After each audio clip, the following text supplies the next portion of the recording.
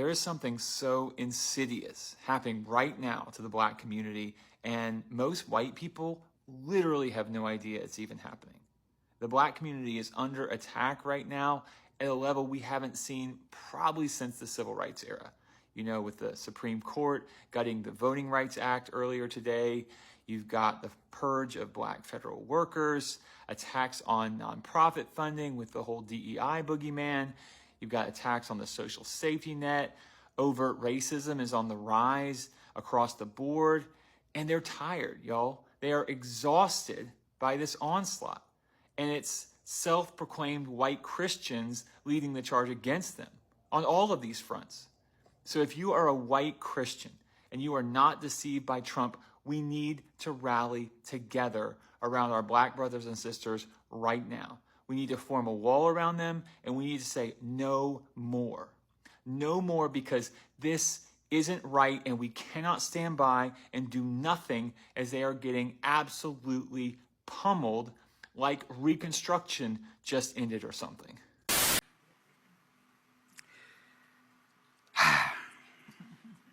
You know, this decision, we knew this was coming because they've been chipping away at this for a long time. The court said, you know, there's no problem with race anymore, and yet we're fighting every day talking about Project 2025. We know what's happening, and it's going to start happening to women as well. Because all these changes in voting where they're saying you can't use your married name, you got to go get your birth certificate. You know, so this is going to affect a lot of people. Right now, it sounds like it's just affecting people of color. We know better. We knew this was coming. So this is meant to discourage you from voting. This is meant to make you feel like you don't have a voice. You do have a voice. Do not forget that. They say this is about legal standards, but if you zoom out, it looks a lot like moving the goalpost again. So let's talk about this Supreme Court decision that happened today from a perspective that does not get centered enough as a Black voter. Louisiana is about 1/3 Black, but for years had only one majority Black congressional district out of 6. So Black voters challenged that under the Voting Rights Act, saying their voting power was being diluted. The state eventually created a second majority Black district. And now this Supreme Court says that map went too far. So let me translate what that feels like. When there is only one district, that is called dilution. When you try to fix it with 2, now that is being called unconstitutional. So what exactly is the acceptable amount of representation? Because that line keeps moving. The court says race cannot be the dominant factor in drawing these maps, even when trying to correct discrimination. So legally, that sounds neutral, but in reality, race has always been a factor. It just was not benefiting Black voters before. And now the standard to prove discrimination just got harder. So this is not just about Louisiana. This is about whether the protections under the Voting Rights Act are being narrowed to the point where they barely work. Because if you cannot consider race enough to fix discrimination, but discrimination still exists, what exactly are you allowed to do? The Supreme Court is fighting the Voting Rights Act, and I don't care, because F it, we ball. Look here, right? If you Black and you an American, you know this country has always fought us on everything. But the fact that they're going to these lengths shouldn't scare you. If anything, it should put a battery in your back. Because this is where white supremacy was when it was most terrifying. Gerrymandering and redlining and trying to make up laws and stuff. Except the circumstances are a tiny bit different. And by a tiny bit, I mean a lot. I'm plenty informed on it, so let me make something perfectly clear. These people trying to play in our face. They knew this was the plan. They knew when they were going to do it. And they know that this ain't over. It's the theater. It's the theatrics. It's the trying to get us riled up so they can do more goofiness. And I need you to understand something. I'm already knowing. The reason those laws existed in the first place It's because of y'all. I'm already knowing. I can look up photos of my family members right now during segregation. I'm already knowing. But you know what else I'm already knowing? There's nothing you can do to stop us. Nothing. Y'all still losing in November, gang. And for the controlled opposition, y'all losing y'all control too. That's what this is about. Y'all being terrified that the grip you've had on society for so long is slipping, it's falling, and it can't get up. So instead, you do a whole bunch of things to inconvenience everybody. Ooh, our politicians are such clowns. Grown man, by the way. Don't believe me? Watch this. We gonna get that back. And then some. Oh, it's kind of sad, I think, is that despite we've made enormous progress in race relations in this country, but the historical weight of discrimination based on color still is with us. It still burdens the United States of America, still prevents the United States of America from grasping the claim to being a truly great, universally together nation. And I'm wondering, it's been 61 years since Bull Connor and Selma, Alabama. In terms of progress, we've made progress, as I just alluded to. But this decision sort of, I think, opens the door, gives license to too many state legislatures to turn back the clock. Absolutely. I think that this does give them the opening to turn back the clock. I think this does say that there are those that will try to legislate to really turn the clock back. But the thing that I won this morning, and many of us leading national civil rights groups are meeting this morning virtually, you can turn back the clock, but you can't turn back time. Some of us are not going back, including many whites. And I think that many of our allies and many well-meaning Americans are going to say we're not going back there because we have lived at a time that had made advancement. We have lived under a black president and a black vice president. And when you compare them to the president you have now, most Americans are saying they operated better. So I am confident that we can take this bad and hugely impactful decision and use it to energize, to bring America back to where this generation and the generations behind us say, no, we're not going back. Yeah, and many have said, of course, that equal rights in this country were not really achieved, Rev, until the mid-1960s, and now that's being undone here. And yes, in this short term, there's such, analysts were noting that there's such Democratic enthusiasm, the Republicans' poll numbers are so bad that for this midterms, maybe this won't matter that much. But we'll see what it means in November, but also future cycles, if these districts can be so gerrymandered. And now Republicans have rushed to defend this, of course. Some state, they're looking at other states, and they're condemning, say, for instance, President Barack Obama, who came out in support of the redistricting in Virginia, but came out against this yesterday, declaring that hypocritical. But explain why you think that's different. I think that is much different. When you deal with the redistricting in Virginia, you're dealing with that. One was responding to what started in Texas. And secondly, they were dealing with trying to build districts, not based on race, but based on how they could fairly distribute and deal with it somewhat in a partisan way. What's happening in Florida and in other places is clearly tilting it and being totally blind to the fact that you're eliminating seats of color and doing it boldly and proudly. So I think that what President Obama said was absolutely clear and I don't think debatable. 6-3 ruling yesterday. New York Times says decision deals blow to Voting Rights Act. Reverend Al Sharpton, thank you as always. We appreciate it. So this is my reaction to the Supreme Court's decision today about the Voting Rights Act. I can recall over the past 10, 15 years on social media, whether it's Twitter, Instagram, whatever, black people reacting to whatever crazy thing white folks was on. We are not our ancestors. You gonna fuck around and find out.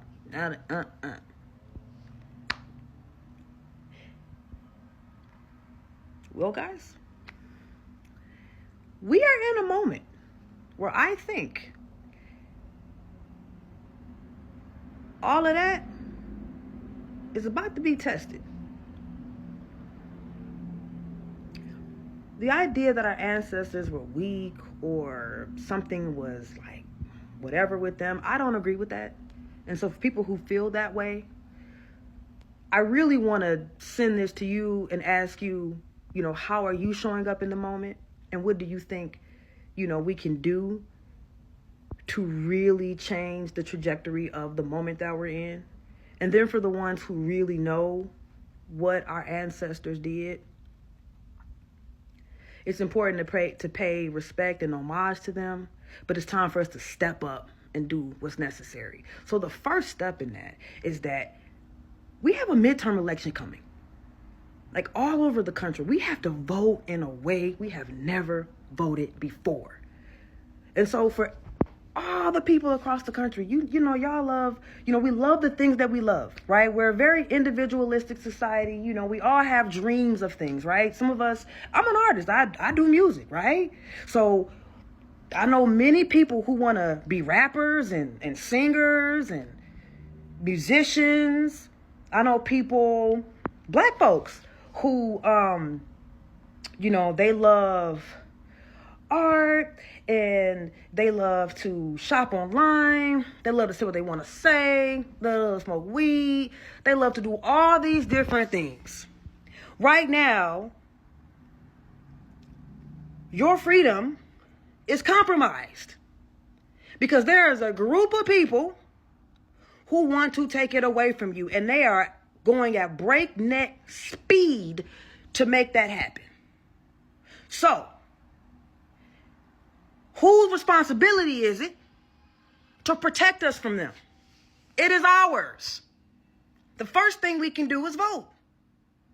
The idea that if voting didn't matter, white supremacists would not be trying to take it away from us. I say again, if voting didn't matter, white supremacists would not be trying to take it away from us. So get the fuck on away from me with that bullshit if that's what you think. It's not all the way together up there if you don't believe voting is a thing. So everyone needs to vote. I don't care. I don't care. I don't care. If you are alive and breathing and you have the ability to do so, please get yourself together and do it. Number 2, we got to get in our communities and do for each other. We have to learn who we are, where we come from, so we can know where we need to go. The world has changed. This is not the same game. This is not the same game. Jay-Z ain't gonna save you. 50 Cent ain't gonna save you. I'm sorry, Beyonce is not gonna save you. This is a whole different ball game. It's gonna require me and you. So let's get into it. I need you to think about who your ancestors truly were, what they really went through. Could you survive it? If you can't, vote. Racist Supreme Court decision, Louisiana versus Calais. Every black and minority person on earth should be furious. They made this new rule so clear that's going to make it much harder for black and Latino voters to challenge voting maps. So they're trying to take us way back now. They're not whipping us with chains, hanging us on nooses. They're whipping us on paper, the violent perpetrators of our history. Now they have to prove that these map makers intended to do some bullshit, to discriminate on purpose. And that's difficult to do. So now it's going to be 10 times easier for states to draw maps that weaken minority voters and harder for minorities to fight back in court to show discrimination has occurred. These white people, not all, but the majority, are so racist. They're so mad ever since Obama won 2 terms and no scandals. They hate us this bad after they're the ones that perpetuated all the violence to our ancestors. They treated us like animals, and we were here before they were even fucking thought of. And it's still going on in 2026. Makes me furious. They benefit from the fruits of our fucking labor. That is exhausting.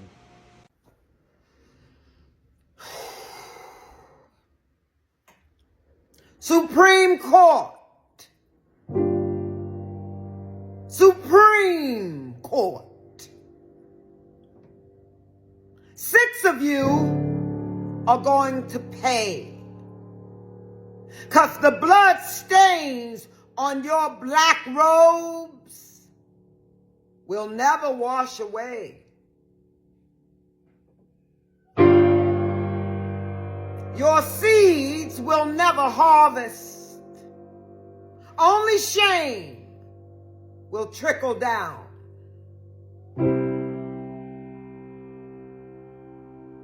You'll go down in history, but only for worshiping a clown. Oh, yes. You worship a clown. All that pomp and circumstance. You worship a clown. It will trickle down to your own.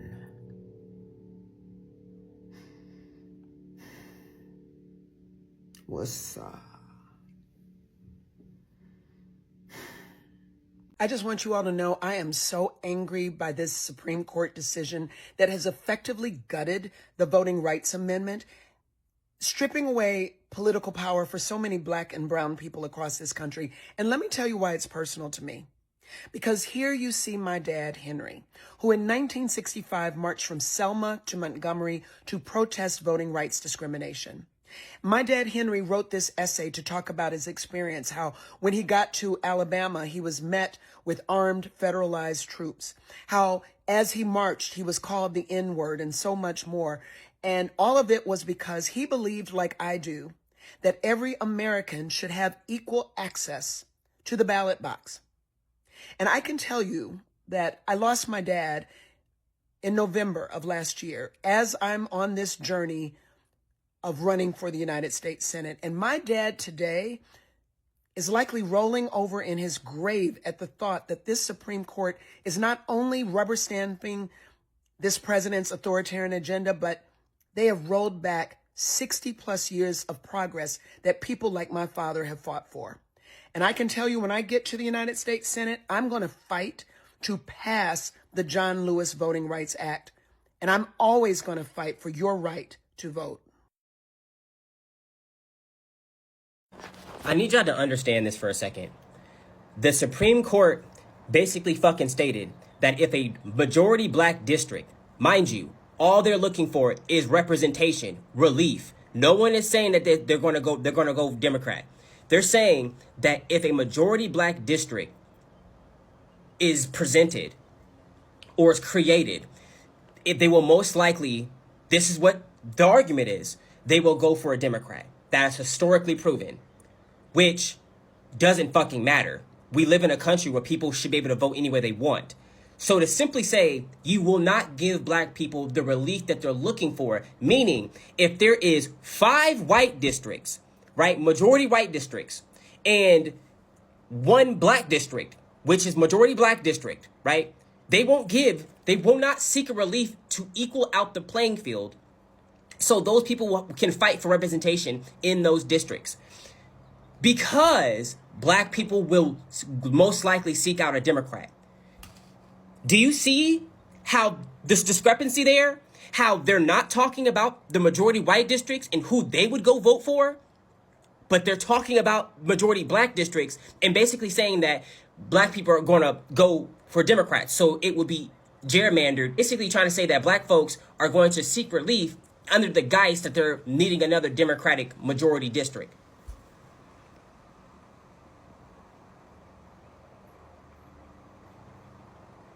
Also, they're saying if the problem is racially gerrymandered districts, the solution cannot be a racially motivated solution. So to rebalance the racial discrepancy, we cannot count race. So white people can use race into making the problem, but we can't use race to solve the problem. That's your Supreme Court. And now we're at a point where affirmative action is gone, diversity is gone, equity gone, inclusion gone, Racial tolerance gone. The Voting Rights Act largely gone. But guess what, extremists? We're still here. That's right. And we're not going anywhere. He's talking about diversity being gone when he, a black man, is the sitting leader in the House of Representatives for one of the two major parties that control this country. 2 of the 9 Supreme Court justices are black. When it comes to the Supreme Court, black Americans, we overrepresent our share of the population on the Supreme Court. Black Americans are about 22% of the Supreme Court. Diversity is not gone and black people's rights are not being taken away. What this comes down to is Democrats are mad that they're likely going to be losing political power. Because in many ways, the VRA, right, was allowing them to have majority black districts in southern states that otherwise likely would not have drawn their maps that way. For example, as we can now see, one of the districts in Louisiana was unconstitutional. So now, to make this very simple, Democrats are mad and melting down because we can no longer use race to gerrymander to Democrats' benefit.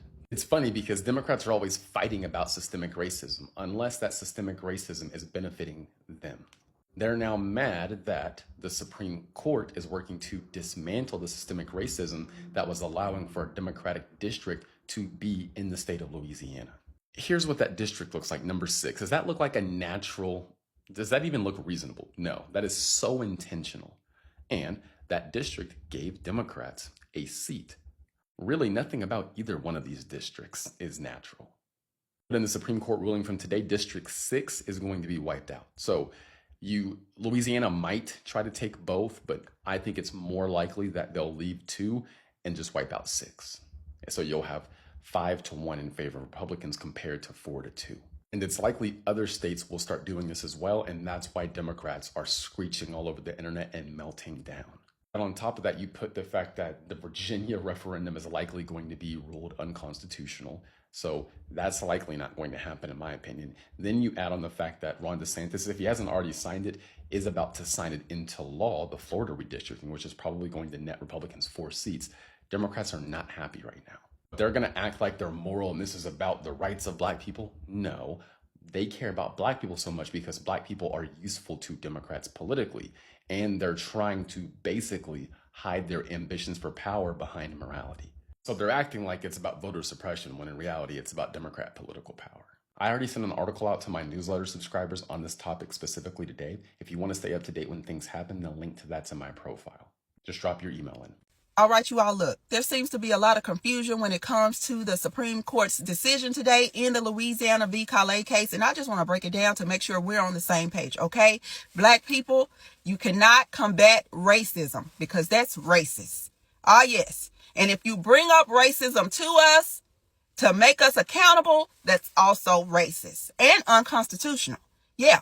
We don't care that you represent the majority of a district and you want representation because how dare you want representation even though you're paying taxes? That's racist because what about the white people?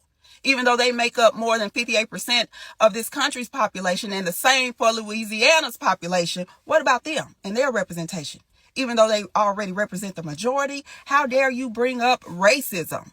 Okay, because that's racist and unconstitutional. And never mind how this is going to affect tons of other congressional seats because they're already gerrymandering the hell out of all of these states. Okay, focus. Black people, stop being racist. Okay, and if you bring up racism or try to combat racism, you're a racist. That's unconstitutional. And we don't have that in our country. Justice Lena Kagan said, and I've been saying this as well, that this decision could be the largest wipeout of black political power since the end of Reconstruction. Grace and peace, you guys. Welcome back to Unshakable Beach Edition. Y'all, I couldn't resist. It's the last day of the month, and you were looking at one happy Negro. Why am I so happy, y'all? Let me explain. Y'all, the Supreme Court just did black folks in America everywhere a favor. Why do you say that, April? Why do you say that? I mean, I see the blacks everywhere are crashing out because of this recent Supreme Court decision. Let me explain to you why the Supreme Court just did us a favor. First of all, I'm going to just say this, and I know it's going to make a whole lot of people mad, but y'all know I don't care. It is time, y'all. The Supreme Court, they didn't say this, but this is how I interpret what the Supreme Court just did. The Supreme Court was like, look at here. We didn't gave you melanated minded Marxist Negroes control over these majority black districts, and we've allowed y'all to have these black districts based on race for a very long time. And all y'all have managed to do is keep the blacks at the bottom. Nothing is better. All this black representation have gotten them nowhere. So we about to get rid of all of the race-based gerrymandering, and we about to put the white folks back in charge. Y'all have had your chance to prove that black representation was going to improve the conditions of your communities, but everywhere y'all rule, everywhere you rule, we're at the bottom. Economically, there's been very little improvement. Academically, there's been absolutely no improvement. Culturally, politically, socially, effectively, having race-based gerrymandering, all it has done is turn the black community into a solidly blue, democratic, Marxist-minded, communist thinking voting bloc that votes for Democrats under the guise of black representation. But here's the deal. I'm black. And there's nothing that I have in common with a black Democrat outside of the fact that we share the same ethnic expression. So the Supreme Court basically said, look, we get it. Y'all felt that we needed to right a wrong, and to right this wrong, that we needed to draw these maps and loop and group all of the black folks together so that it could be a majority black district, and that those black districts would represent the will of the people. Now, hear me clearly. The Supreme Court is like, are black folks voting? And In a comment section yesterday, I said I'm tired of being black. And in my DMs, I got conversations of, what does that mean? What do you mean you're tired of being black? And a lot of other people who claim to be allies or who say they're allies of black people, they don't understand that. And I'm not saying black fatigue. I'm saying being black in general. Being black comes with such a heavy responsibility. It also comes with a burden of a past that we can't escape. Being black means to always walk into a room and scan it to make sure someone else is there just in case something happens. Being black is walking into a store and praying that you're not characterized as a thief or a hood rat by the store owner just because of the color of your skin. Being black is going into an interview and praying that your name or the way your hair looks doesn't get you put to the side because they don't know if you're capable of doing the job, even though they've seen your application and know that you're probably overqualified for the position. Being black is always having to apologize for being black. To always know that there's a target on your back. To watch a country who is literally built off the blood and the bones and the tears of your ancestors tell you that you are not worthy enough to be a part of this country, to have a right to use your voice. Being black is hard. It is watching everyone devour your culture and your hairstyles and the way you speak and your art and your inventions, and then tell you that you are not allowed to capitalize off of it, or you're not allowed to say anything because it's not blackness, it's American. See, we're American when everybody wants to steal from us. We're black when no one wants to protect us. No one wants to stand up for us. It's tiring being black. And it's tiring having to explain that although I'm proud of being black and I love being black, sometimes being black is exhausting because everybody looks at your blackness as a hindrance until they need your blackness, or they need your black body, or they need your black voice, or they need your black culture so they can rise above the fray.